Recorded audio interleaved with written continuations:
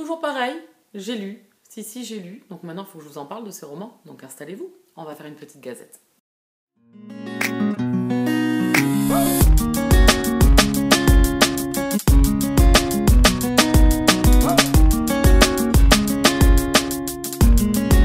On se retrouve aujourd'hui pour parler de 4 lectures. Je vais passer assez rapidement sur la première puisque je vous en ai parlé dans des vlogs. Donc le premier, c'est L'autre rive du Bosphore de Teresa Revé, qui est un historique. On va se retrouver ici à Istanbul en 1918, à la fin de la Première Guerre mondiale, assiégé par les Anglais, les Français et les Grecs.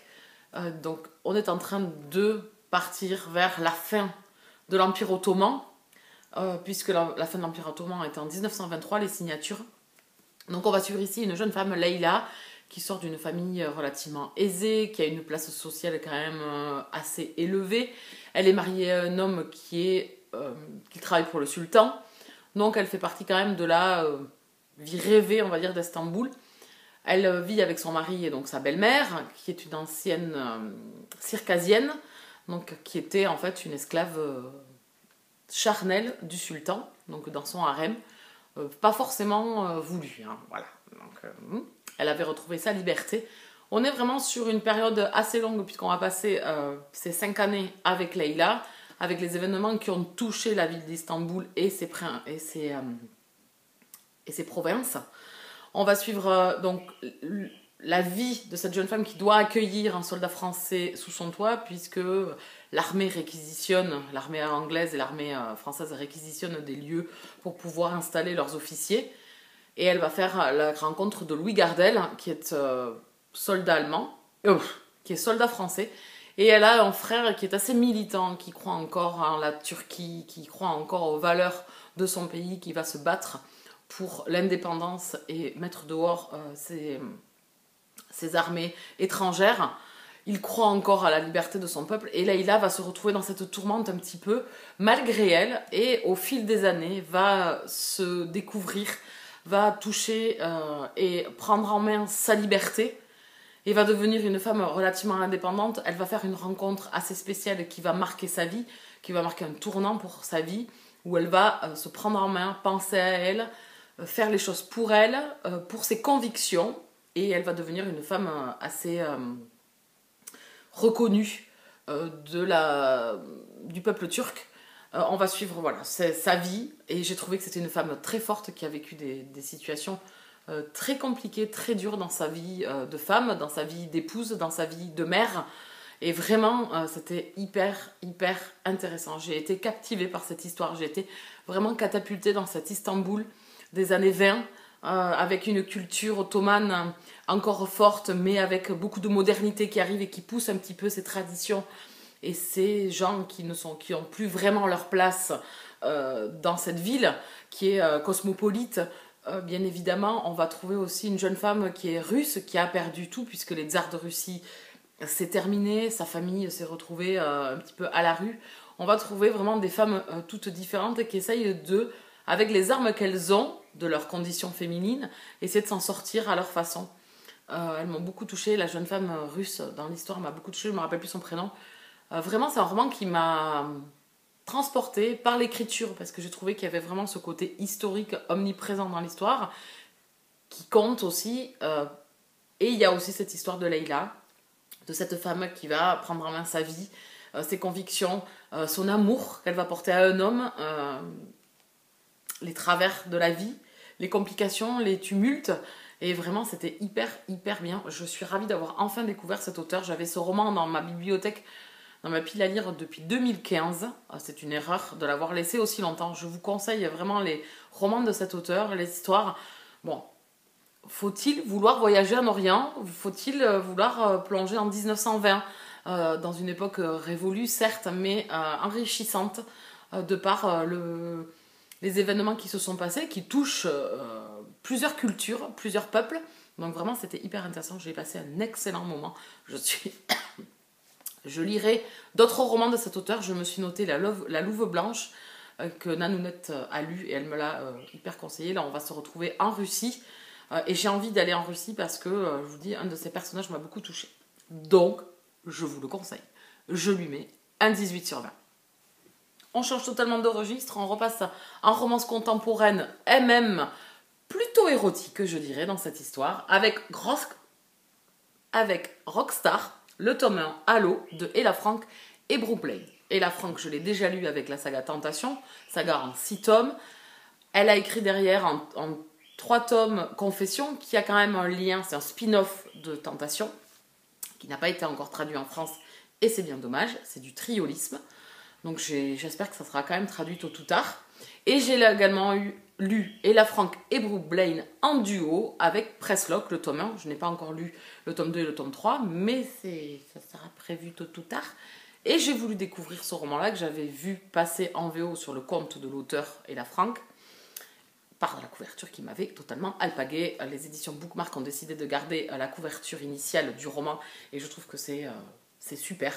Il est vraiment très très beau, voilà. Et la tranche, quand elle sera dans la bibliothèque, est vraiment très très belle. Je vais essayer de vous la rapprocher. Voilà, un objet livre qui est très très beau. Dans cette histoire, on va suivre un groupe de rock dont le leader s'appelle Viper.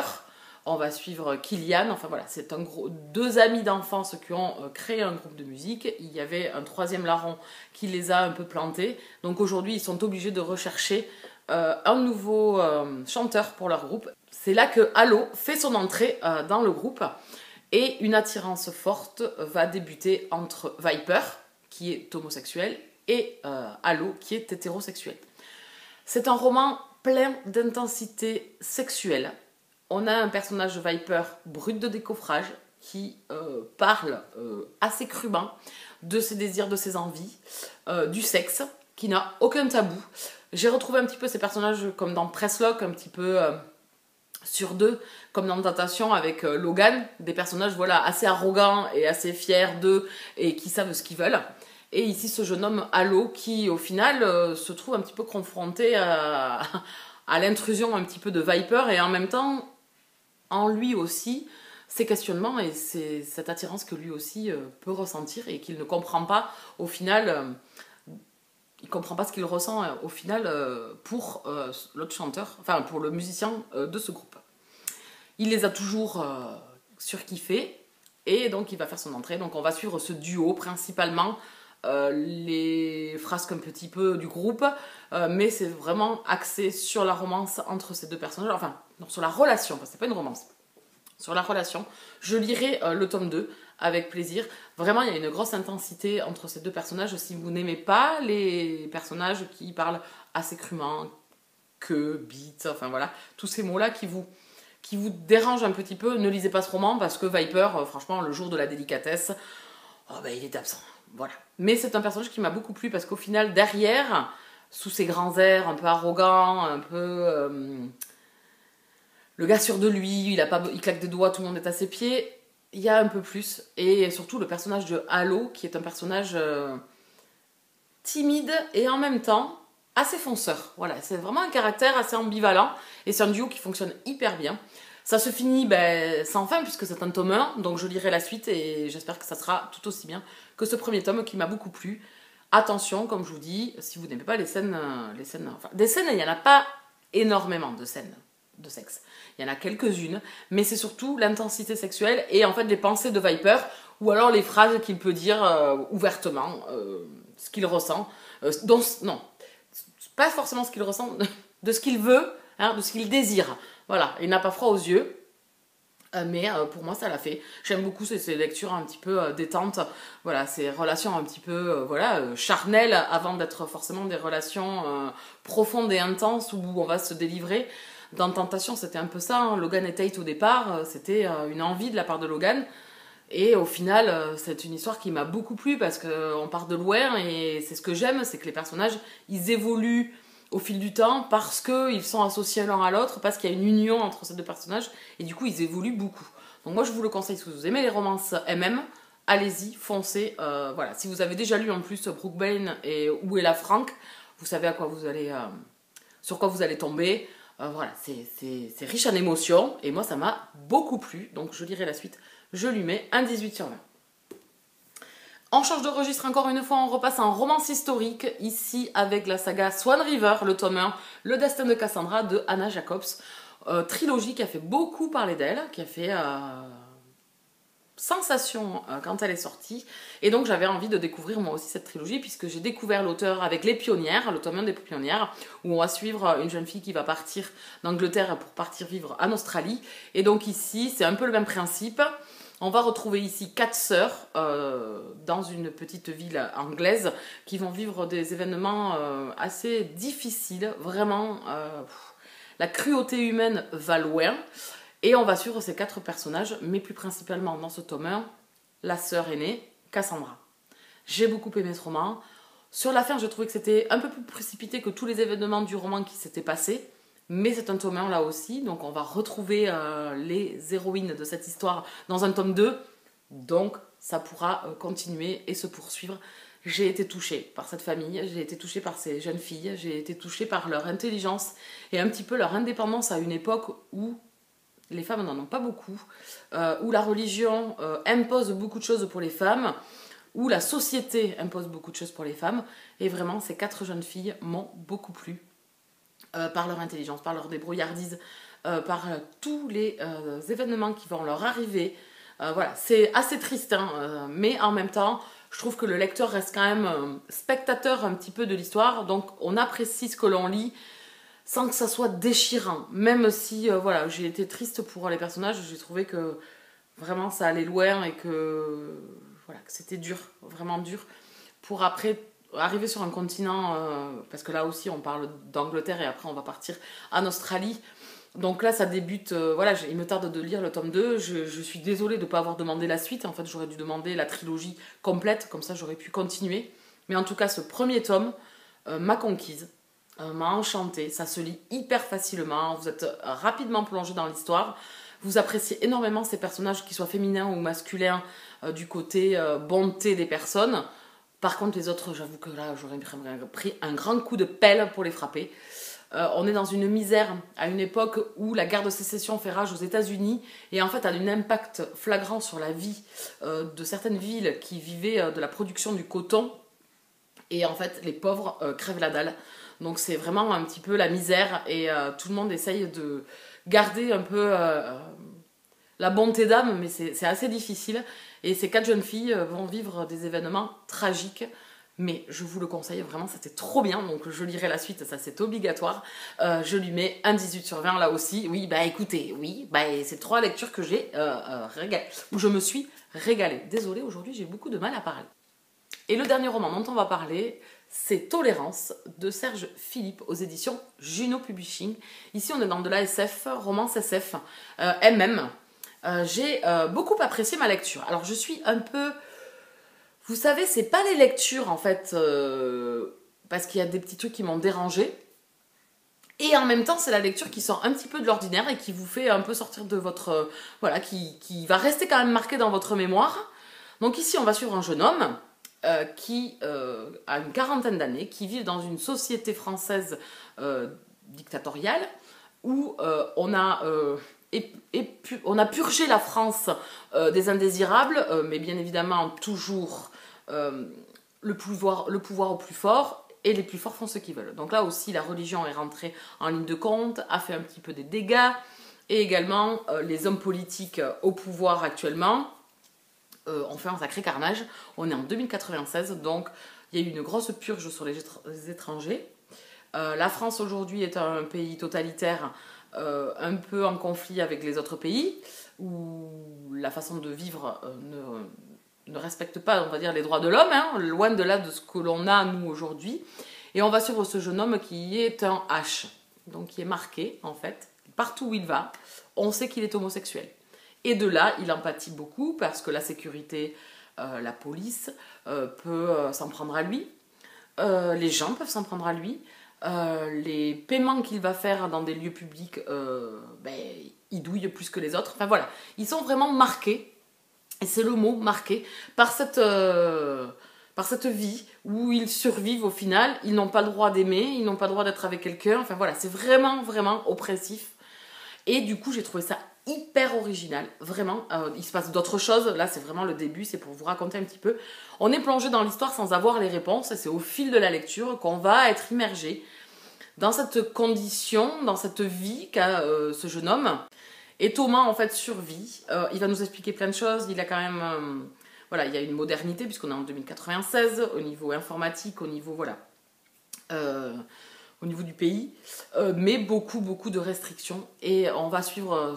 enfin, il va y arriver pas mal de choses. Sur la deuxième partie, on va avoir beaucoup plus d'action, on va dire. Ou alors de résonance sur des événements passés, je dirais un petit peu ce qu'on a retrouvé pendant la Seconde Guerre mondiale, enfin voilà, dans les conflits et des guerres où on a essayé de purger un petit peu les indésirables. Là aussi, on retrouve un petit peu, ça fait écho à tout ce qu'on a pu vivre et c'est ce qui m'a beaucoup plu en fait.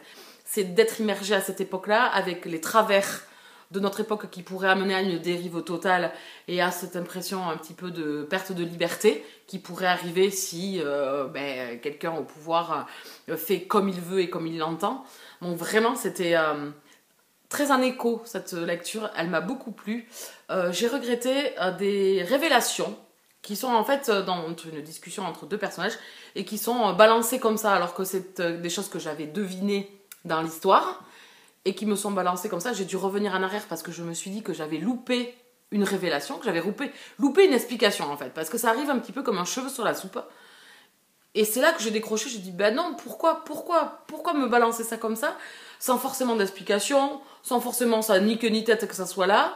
C'est demandé d'une façon où on se demande où elle va en venir, on se demande le but de la question, on se demande de qui elle parle au final dans sa question, parce que c'est une personne féminine qui pose la question à Thomas.